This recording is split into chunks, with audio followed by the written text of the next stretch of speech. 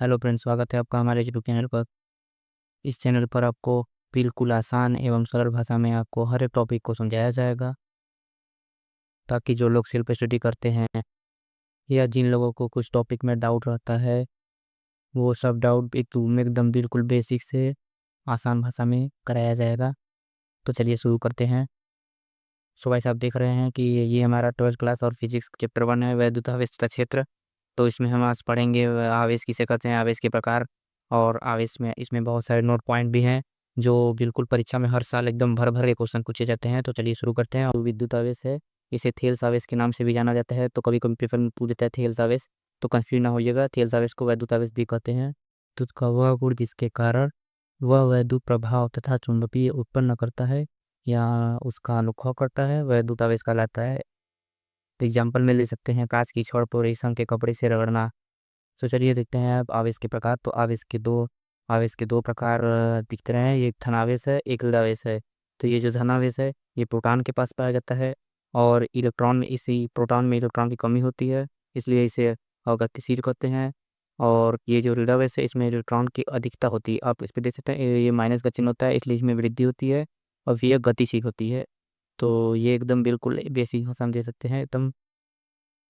अगर इसे लिखने वाले लिखते हैं भाई लोग, इसे लिखते रहते लगभग हमको लग रहा है 4 5 से 5 लाइन जाता है, लेकिन यहाँ दम बेसिक है, मैंने आपको देख सकते हैं एक लाइन में पूरे पोर्शन कंप्लीट। में नोट पॉइंट देख लेंगे तो नोट पॉइंट में है, जब दो वस्तु को आपस में रगड़ा जाता है तो इलेक्ट्रॉन केवल एक वस्तु से दूसरी वस्तु में जाते हैं। प्रोटॉन अपनी जगह ही रह जाता है, अर्थात नाभिक में रहता है।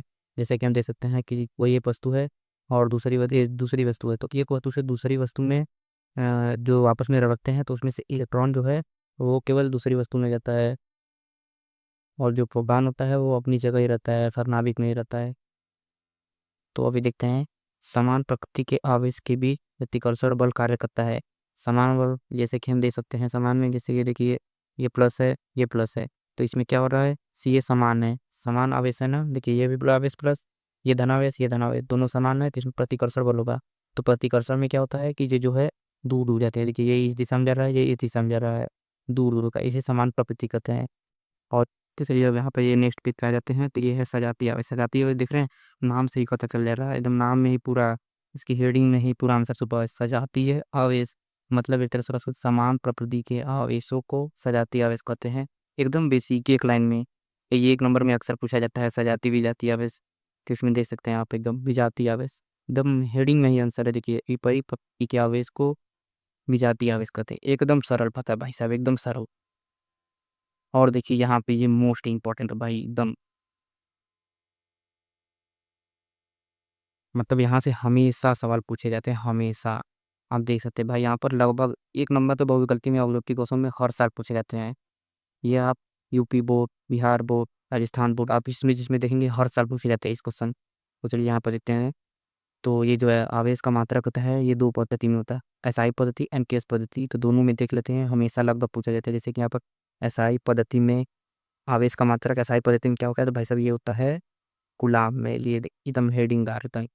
और अंकीय पद्धति में आवेश, विद्युत आवेश का मात्रक क्या होता है, तो एम्पियर, इसका होता है एम्पियर सेकेंड होता है।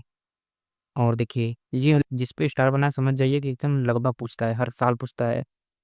आवेश का सबसे छोटा मात्रक, आवेश का सबसे छोटा मात्रक है, तो सबसे छोटा मात्रक क्या है, फ्रैंकलिन, फ्रैंकलिन। और ये है आवेश का सबसे बड़ा मात्रक, इसे क्या कहते हैं, फैराडे। ये हर साल पूछता है पे ये अभी इस बार के पेपर में भी आया है, 2025 के पेपर में। बिहार बोर्ड में आप देखेंगे उसमें भी आया है, यूपी बोर्ड देखेंगे उसमें भी आया है, मतलब लगभग पूछता रहता है। और आवेश की विमा, तो आवेश की विमा आप जानते हैं, आई बराबर क्यू आई टी होता है। जैसे हम लोग ये इसको त्रिज्या गुणा भी कहते हैं, जो मैथ वाले समझ जाएंगे। त्रिज्या गुणा करेंगे तो ये इससे हट जाएगा, ये इधर चले, तो क्यू बराबर आई टी हो जाएगा। आई टी हो गया, आई को एम्पियर्स कहते हैं, टी को सेकेंड से।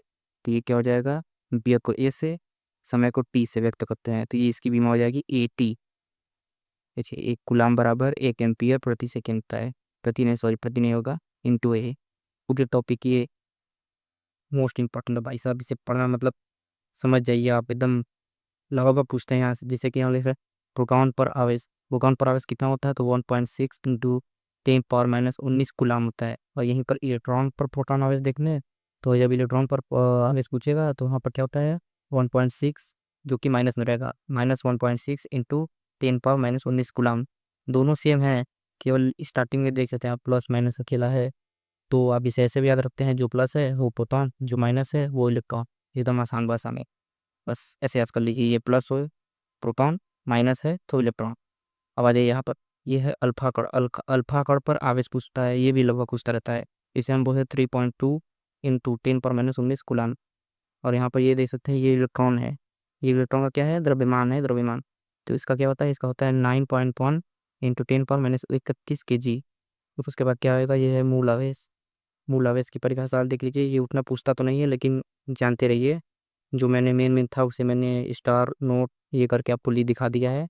तो अभी देखिए, ये मूल आवेश का छोटा सा परिभाषा क्या होता है, किसी भी आवेशित वस्तु पर आवेश की न्यूनतम मात्रा को मूल आवेश कहते हैं। न्यूनतम मतलब छोटी से छोटी मात्रा को वो कहते हैं मूल आवेश।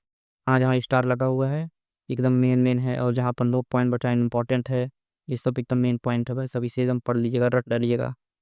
अगर आपको ये वीडियो हेल्पफुल लगा हो तो इसे लाइक कर देना, चैनल को सब्सक्राइब कर लेना, ताकि मैं और भी वीडियो नोट्स ट्रिक के वीडियो डालूँ तो आपको नोटिफिकेशन मिल जाए।